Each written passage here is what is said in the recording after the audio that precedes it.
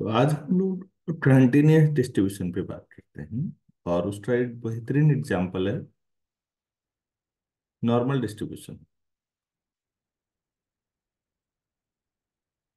Normal distribution.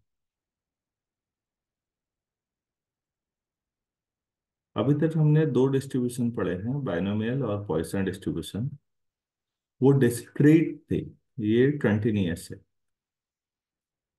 तो variable ये Gauss ने डेवलप किया था। डिस्ट्रीब्यूशन अगर कभी पूछे कोई वैसे जानकारी के लिए कि नॉर्मल डिस्ट्रीब्यूशन किसकी वजह से आया, तो फिर कार्ल फ्रेडरिक गॉस।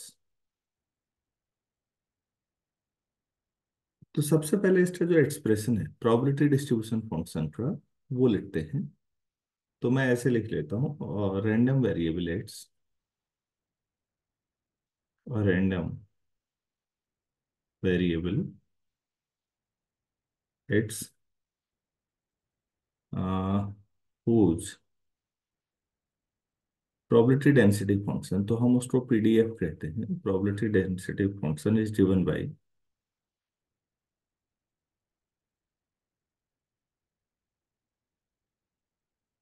इस फंक्शन को एफ एट से या फाई एट से जो भी कहें। डिस्क्रीट जब पीछे चल रहे थे तो एफ एट से ही बोल रहे थे, तो ये होता है बेटा 1 upon sigma times root 2 pi नीचे into e to the power -12। ये याद भी करना पड़ेगा,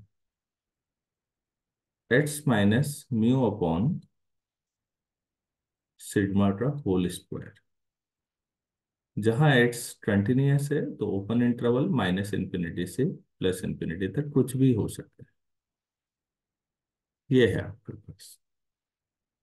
इसको कहते हैं, this is called normal variate. Is called, तो इस सिचुएशन में जो एक्स है उसको हम कहेंगे नॉर्मल। एनालिसिस होता तो वेरिएबल कहते, स्टेटिस्टिक्स है तो वेरिएट। तो यहां पर अब पहला सवाल उठेगा कि म्यू और सिग्मा क्या है।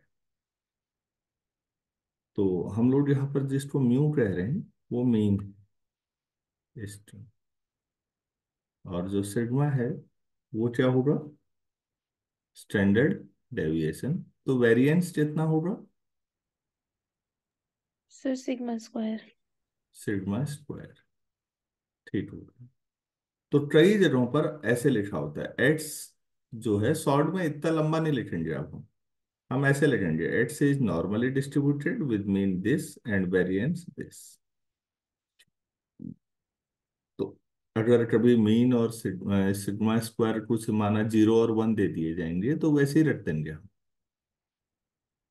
तो इस तरह से अलग अलग मीन और उसके साथ ये आएगा।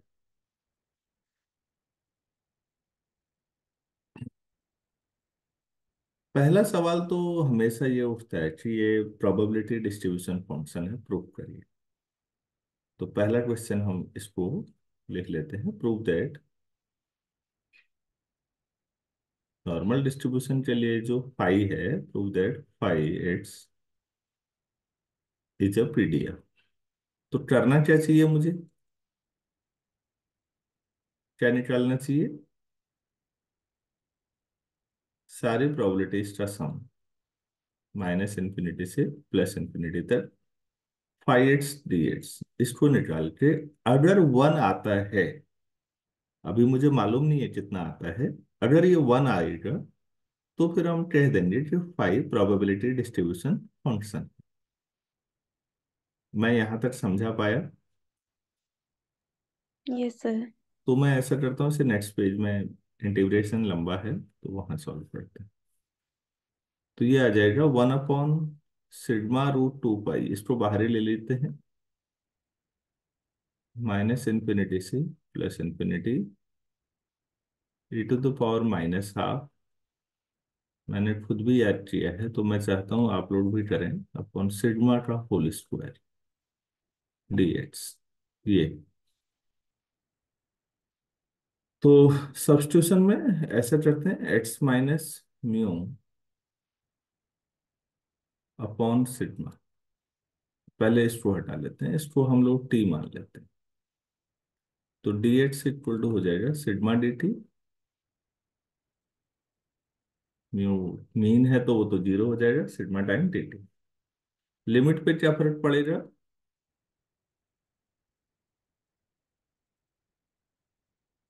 लिमिट एक्स टी जो माइनस इन्फिनिटी रखोगे तो माइनस इन्फिनिटी आएगा, एक्स टी जो प्लस इन्फिनिटी रखोगे तो प्लस इन्फिनिटी, कोई फर्क नहीं पड़ेगा। ई टू द पावर माइनस, ये टी है तो ये टी स्क्वायर बाई टू हो गया, और डी एच टी जो सिग्मा डी टी। ठीक हो, तो सिग्मा से sigma cancel, one upon root two pi minus infinity से plus infinity e to the power minus T square by two. ठीक है, यहां तक कोई डाउट है तो बताना है। No sir. अच्छा बेटा, एक चीज आपने पढ़ी है ऐसी, अगर आपके पास माइनस ए से प्लस ए तक एफ एच टी एच हो तो इसकी वैल्यू कितनी होती है? Two times zero to A F H T H, अगर फंक्शन इवन हो, और जीरो होती है अगर ऑड हो। ये ऑड होने पर है, ऊपर वाला तब है जब फंक्शन इवन। इवन फंक्शन की पहचान क्या होती है?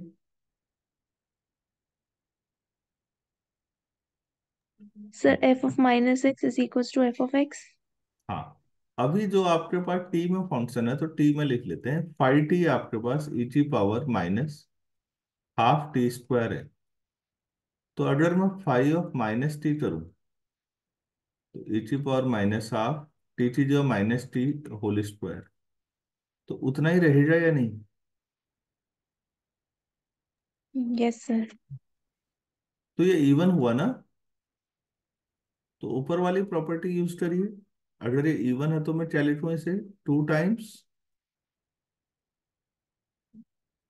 जीरो से infinity e to the power minus half T square D T. तो लिमिट जो है, अगर सिमेट्रिक फंक्शन है, इवन फंक्शन है, तो वाई एक्सिस के अबाउट सिमेट्रिक होता है बेटा। बेसिक लॉजिक ये है। अगर कोई कर्व सिमेट्रिक है तो वाई एक्सिस के जैसा एक तरफ वैसा दूसरी तरफ। तो फिर माइनस इन्फिनिटी से प्लस इन्फिनिटी क्यों ले जा रहे हो? जीरो से इन्फिनिटी करके डबल कर दो। चलो ये भी समझ में आया। अब हम ऐसा करते हैं, इसमें लेट आ टी स्क्वायर बाई टू को कुछ नया ले लेते हैं। टी स्क्वायर बाई टू को यू मान लीजिए। तो अगर ऐसा लेंगे तो टी इक्वल टू क्या आ जाएगा? Root two into root U, या यू की पावर हाफ, जो भी लिखें। तो फिर D T root two into one by two U की power minus half T U. तो आपका जो इंटीग्रल है, देखिए please, two upon root two पाई,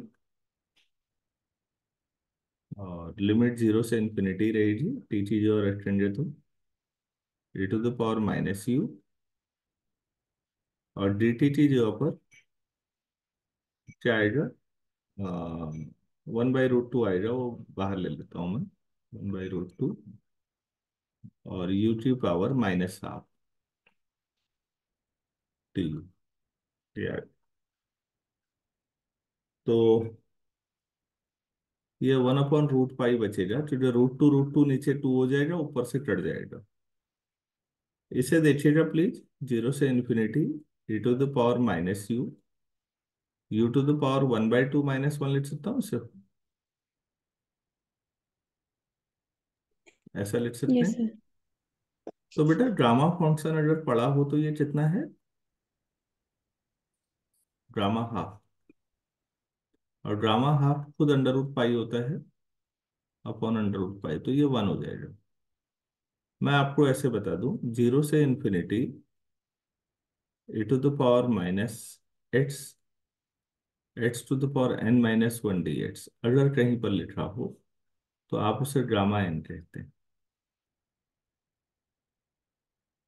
पहले तो ये है।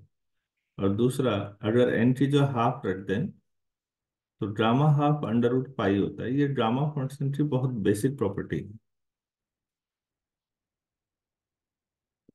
तो पहला सवाल तो यही आ सकता है कि ये प्रोबेबिलिटी नॉर्मल डिस्ट्रीब्यूशन जो है वो पीडीएफ है, प्रोबेबिलिटी डिस्ट्रीब्यूशन फंक्शन है। आप कैसे साबित करेंगे? क्योंकि उसमें इंटीग्रल की जरूरत पड़ती है, तो वो समझना जरूरी है। इतना क्लियर है? Yes sir. अच्छा, ये सब इवन सिमेट्रिक होता है। दूसरी प्रॉपर्टी, ये पहली हो गई। दूसरा, अगर पूछा जाए कि नॉर्मल डिस्ट्रीब्यूशन का ग्राफ कैसा होता है, तो थोड़ा सा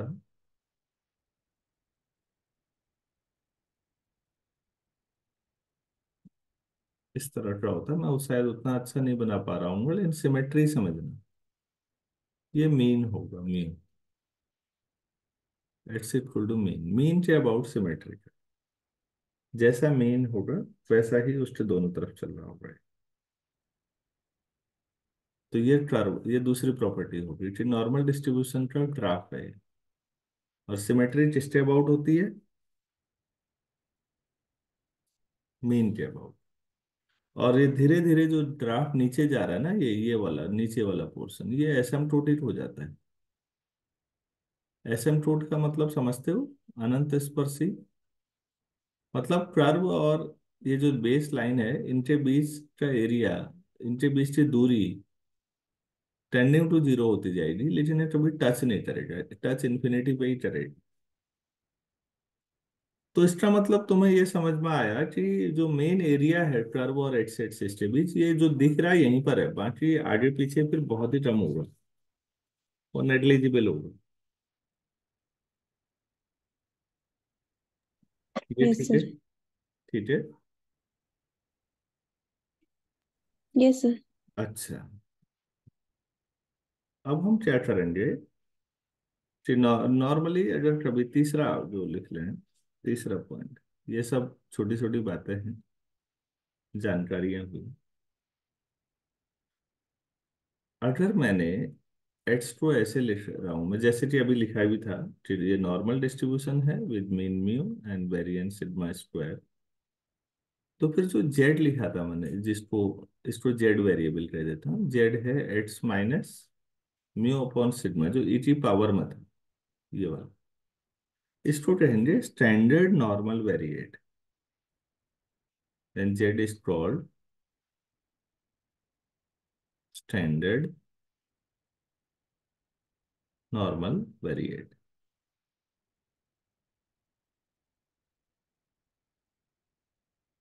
ये हो। अगर आप एक्सपेक्टेशन ऑफ जेड पूछे, तो expectation of X minus mu upon sigma, तो सिग्मा तो बाहर आ जाएगा, अंदर एक्सपेक्टेशन ऑफ एक्स। म्यू तो कांस्टेंट है। एक्स्ट्रा एक्सपेक्टेशन का मतलब मीन, मीन म्यू है, म्यू माइनस म्यू, तो जेड का एक्सपेक्टेशन जीरो आएगा।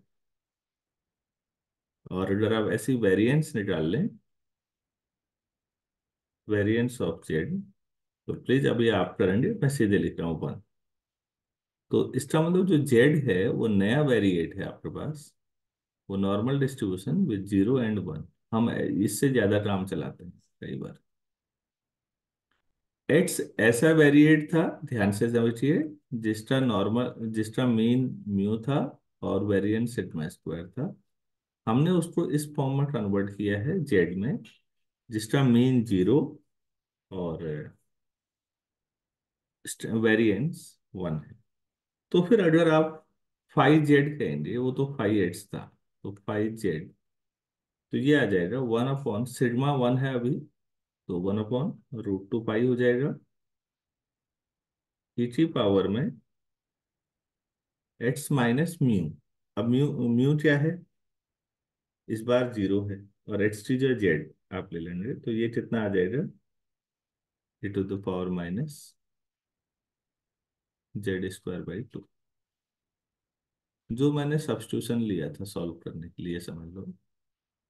हम क्या करेंगे बच्चों, मैं फिर कह रहा हूं, जब आप एक्स ये वाला लेंगे तो फिर 5x वो वाला लेंगे जो पहले पेज में था, ये जो 5x ये वाला है। लेकिन अगर आप 5z ले लेंगे तो फिर 5z इतना छोटा हो जाएगा। और आप समझ रहे होंगे ये प्रैक्टिकली ज्यादा बेहतर है, क्योंकि क्वेश्चन सॉल्व करने हैं। क्वेश्चन सॉल्व करने के लिए एक्सप्रेशन जितना छोटा होगा। तो दोनों का यूज करते रहेंगे। ठीक है। अब यस सर। सवाल उठेगा कि क्या फाइव जेड भी प्रोबेबिलिटी डिस्ट्रीब्यूशन फंक्शन है। तो फाइव जेड का अगर आप करेंगे तो वैल्यू आ जाएगी जी, ये वन आ जाएगा। ये आप खुद ही कर लीजिएगा, अब आसान है कि माइनस इन्फिनिटी से प्लस इन्फिनिटी फाइव जेड, कोई दिक्कत नहीं है, ये भी वन आएगा। इससे एक बात और समझ में आई कि कभी अगर माइनस इन्फिनिटी से plus infinity e to the power minus half Z square का इंटीग्रेट करना हो, तो इसका मतलब कितना आता होगा। ये भी तो एक पॉइंट हुआ, क्योंकि 1/√2 पाई जब करते हैं तब वन आ रहा है। तो ये समझ में आई फिर? हेलो। Yes sir. जो सबसे नीचे 5z है वो वन है, तो 1/√2 pi times this equal to one है, तो इसका मतलब ये चीज √2 पाई आ जाएगी। हाँ, उसे याद नहीं करना है, मैं खुद नहीं करता। सीधे सीधे जब भी जरूरत पड़ेगी हम लोग ड्रामा फंक्शन से कर लेंगे उसको। नेक्स्ट पेज पे जाते हैं। अब इसकी अगली चीज आएगी कि मोमेंट जनरेटिंग फंक्शन क्या है, एमजीएफ। फंड क्वेश्चन बना सकते हैं, या एमजीएफ ऑफ नॉर्मल डिस्ट्रीब्यूशन, आप जो भी लिखना चाहें। तो हेडिंग डाल दें एमजीएफ, मोमेंट जनरेटिंग फंक्शन। वो तो हर डिस्ट्रीब्यूशन का आना चाहिए हमको। तो मैं जनरल ले रहा हूँ कि जो एक्स वेरिएट है, मतलब वो नॉर्मल है इन जनरल, वो म्यू और सिग्मा स्क्वायर के साथ। ठीक हो गया। तो हमें कुछ चीजें पता है इसके बारे में। पहला, तो मीन मतलब एक्सपेक्टेशन ऑफ एक्स कितना है, म्यू है। और वेरिएंस ऑफ एक्स कितना है, सिग्मा स्क्वायर। अब मुझे निकालना है एम एच टी। याद है कुछ एम एच टी क्या होता था, expectation of e to the power T T X. X. ठीक हो गया। तो अभी तक बच्चों समेशन में चलता था सारा, अब इंटीग्रेशन में चलेगा, माइनस इन्फिनिटी से plus infinity e to the power T X into five X T X. तो फाइव एक्स की वैल्यू रख देंगे। अब जनरल स्टैंडर्ड ले रखा आपने, तो फाइव एक्स बाहर कितना आ जाएगा, 1/√2 पाई माइनस इन्फिनिटी से प्लस इन्फिनिटी ई T power T X into e T power क्या था, माइनस हाफ था बाहर, x minus mu upon sigma का होल स्क्वायर डीएक्स। ये सॉल्व करना है। ठीक है। तो चीजों को, हाँ, थोड़ा सा सिंप्लीफाई कर लेते हैं इसको। X minus mu upon sigma √2 भी ले लेता हूँ, चलो इस बार दो दो बार कहा करूंगा। इसको आप यू मान लीजिए, क्योंकि टी भी लिखा हुआ है इसलिए कुछ नया वेरिएबल लीजिए। तो फिर डी एक्स इक्वल टू कितना हो जाएगा, सिग्मा √2 टाइम्स डी यू। तो एम एक्स टी कितना आ जाएगा, 1/√2 पाई, और लिमिट है माइनस इन्फिनिटी से वो प्लस इन्फिनिटी रहेगा, ईची पावर में टी तो ठीक है, एच टी जो क्या लिख देंगे यार, कोई फायदा हुआ क्या?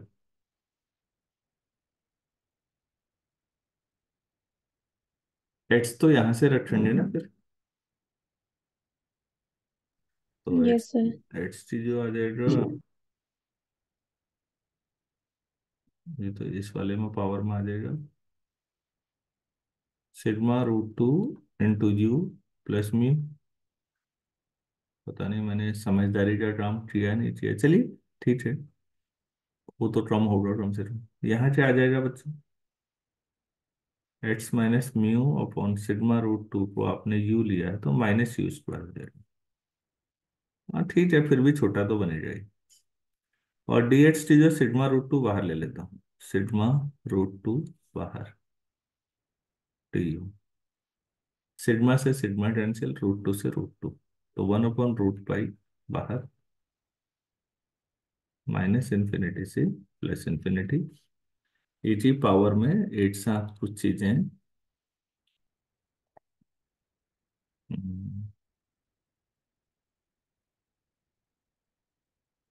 इसी पावर में माइनस कॉमन लिए, U square minus U into T into सिग्मा√2, ये हो गया। और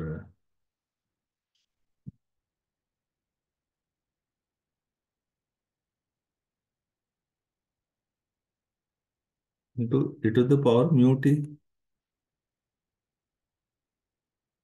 डी यू, यही आएगा ना? एक बात बताइए, e to the power mu T जो है वो वेरिएबल यू है, तो इसे बाहर ला सकते हैं ये वाले को, यस सर। तो एम एच टी क्या हो जाएगा? e⁻μt, ठीक आ रहा है, अपॉन √पाई, माइनस इन्फिनिटी से प्लस इन्फिनिटी, इसे परफेक्ट स्क्वायर बनाने की कोशिश करिए प्लीज। माइनस पहला you square minus 2 times you, तो दूसरी टर्म क्या है? टी सिग्मा अपॉन √2, ठीक है ना? देखिए तो टर्म एडजस्ट हो गई, तो अगली टर्म क्या आएगी? टी सिग्मा अपॉन √2 का होल स्क्वायर, तो उतना ही सब्ट्रैक्ट भी होगा, टी सिग्मा अपॉन √2 का होल स्क्वायर डी यू, ठीक है? देखना। Yes sir. हम्म, तो ई की पावर में ये वाली टर्म भी बाहर आ जाएगी, तो M H T equal to e की पावर म्यू टी तो पहले से ही था। और प्लीज ध्यान दीजिए, ये जो जिसमें टिक कर रहा हूं मैं, ये टर्म बाहर से माइनस है तो ये प्लस हो जाएगी, तो ये बाहर आ जाएगी ई की पावर में कितना? T square sigma square upon 2 upon √5, और अंदर हो जाएगा माइनस इन्फिनिटी से प्लस इन्फिनिटी, ई की पावर माइनस ब्रैकेट में you minus T sigma upon √2 का होल स्क्वायर डी, ठीक हो गया। अच्छा, मुझे इन सब चीजों में हमेशा बड़ा मजा आया, जैसे जब भी इस तरह की चीजें आ रही हैं, क्योंकि इसमें याद कुछ नहीं करना है, समझना है, करते रहो।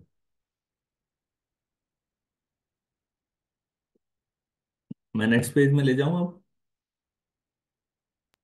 Yes sir. तो आपके पास M H T equal to e की पावर, पहले से म्यू टी था ही, plus T square sigma square upon 2, इतना और हो गया, अपॉन √5, माइनस इन्फिनिटी से प्लस इन्फिनिटी, मैं दोबारा लिख रहा हूँ उसको। ई टी पावर में क्या था पीछे, minus times U minus T sigma upon root two, minus times U minus T sigma upon root two. वो वही लिखा है मैंने अभी, आप नहीं भी लिखते हो तो ठीक है। तो फिर अब मैं u minus T sigma upon root two को कुछ नया वेरिएबल ले लेता हूँ। अब क्या लिखूं यार,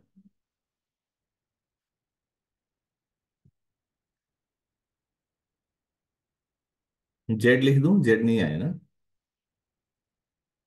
यस सर। तो D U minus zero equal to D Z.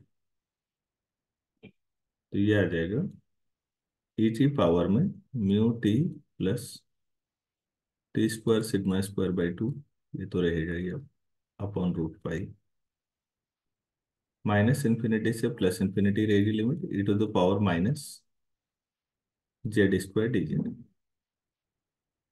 अरे तो आसान हो गया फिर, ठीक हो गया। तो ये इवन फंक्शन है, टू टाइम्स कर देता हूँ, two upon root pi into e T power mu T plus T square sigma square upon two, और लिमिट हो गई जीरो से infinity, e T power minus Z square D Z. अभी थोड़ी देर पहले भी किया था, फिर कर लेते हैं, इसको गामा फंक्शन बनाना है। ठीक है, तो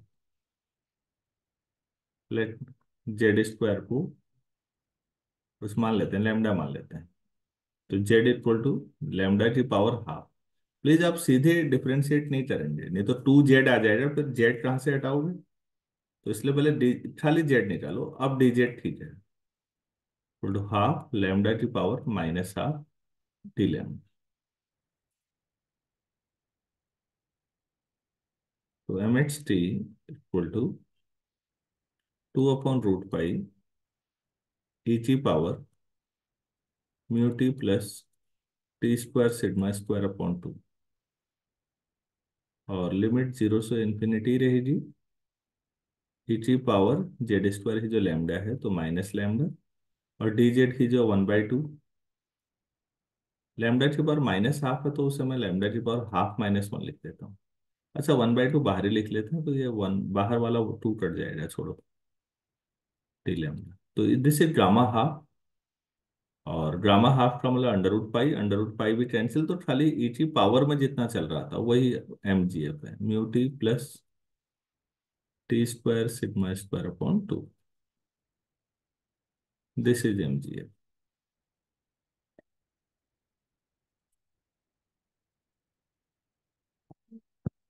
तो मोमेंट जनरेटिंग फंक्शन अगर पूछा जाए कभी, तो ये है आपके पास, आप इससे डिफरेंट मोमेंट्स फिर डेवलप कर सकते हैं। क्या यहां तक समझ में आया, या कोई दिक्कत आई। सारा खेल गामा फंक्शन पे इंटीग्रेशन का है बस। यस सर, क्लियर है। हम्म। बेटा, आप लोगों की जो स्टैटिस्टिक्स की बुक्स होती है ना, नॉर्मली आप कोई भी अच्छी किताब देखेंगे तो उसमें एक टेबल मिलती है, आ, पूरी एक, जैसे आपने लॉग टेबल देखी होगी, ऐसी नॉर्मल डिस्ट्रीब्यूशन की भी टेबल होती है।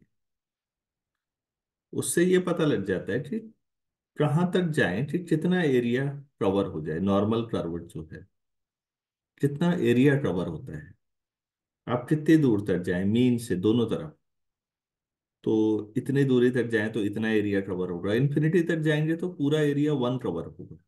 लेकिन प्रैक्टिकली इन्फिनिटी जाना तो संभव नहीं है, तो वो क्वेश्चंस कभी कभार छोटे छोटे पूछे जाते हैं, तो उन पे हम बाद में बात करेंगे नेक्स्ट लेक्चर में। आपको छोटी छोटी चीजें सॉल्व करेंगे इसमें, प्रॉपर्टी नॉर्मल की। तो अभी मैं इतना ही कर रहा हूँ इसको।